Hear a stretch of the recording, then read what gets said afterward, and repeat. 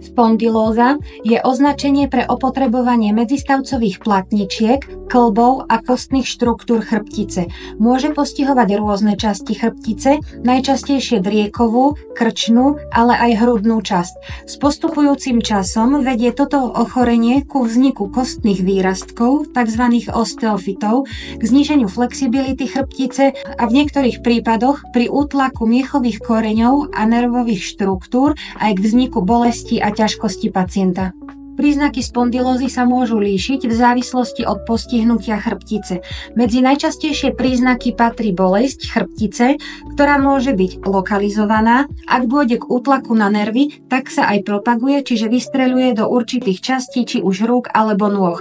Ďalším príznakom patrí stuhnutosť. Typická je stuhnutosť ráno alebo po dlhšom sedení. Ďalej je to obmedzená pohyblivosť, či už pri úklonoch, predklonoch, pri pohyboch hlavou alebo pri naťahovaní.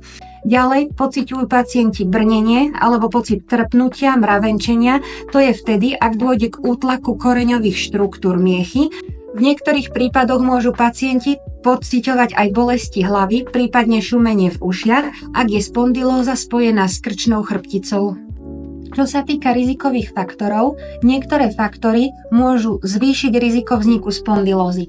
Medzi takéto faktory patrí vek, ten je neovplyvniteľný v dôsledku prirodzeného starnutia a opotrebovania chrbtice. Ďalším z rizikových faktorov je zlé držanie tela, sedavý spôsob života, nesprávne dvíhanie predmetov a podobne. Ďalej sem zaraďujeme fyzickú záťaž, ťažké dvíhanie ťažkých predmetov, namáhavé cvičenia pri športe a niektoré iné. Dôležitú úlohu má aj genetika, ak je v rodine predispozícia k problémom s chrbticou a zároveň úrazy, či už tie v minulosti alebo akútne aktuálne. Diagnostika prebieha v ambulancii odborného lekára, najčastejšie ortopéda. Najprv sa vás lekár popýta na vaše ochorenia, na ktoré sa liečite, na operácie a úrazy, ktoré ste prekonali aj v minulosti. Nasledovať bude fyzikálne vyšetrenie, kedy bude lekár sledovať rozsah pohyblivosti v jednotlivých kĺboch, končatín, ale aj chrbtice. Veľmi dôležitú a nápomocnú úlohu majú zobrazovacie vyšetrenia, napríklad rentgen, ktorým pozorujeme kostné zmeny, alebo teda zmeny kostných štruktúr. Ďalej sú to zobrazovacie metodiky ako magnetická rezonancia alebo počítačová tomografia, ktoré nám umožňujú posúdiť aj okolité mäkké štruktúry. Liečba spondylózy je zameraná na zmiernenie bolesti, zlepšenie pohyblivosti a prevenciu ďalšieho poškodenia. V akútnych štádiách predpisujeme pacientom lieky. Buď sú to analgetika pôsobiace proti bolesti, alebo nesteroidné antiflogistika, ktoré zároveň s bolesťou tlmia aj zápal. Tu ale treba poznamenať, že tieto lieky síce uľavia pacientovi od bolesti, avšak nevyriešia príčinu ochorenia.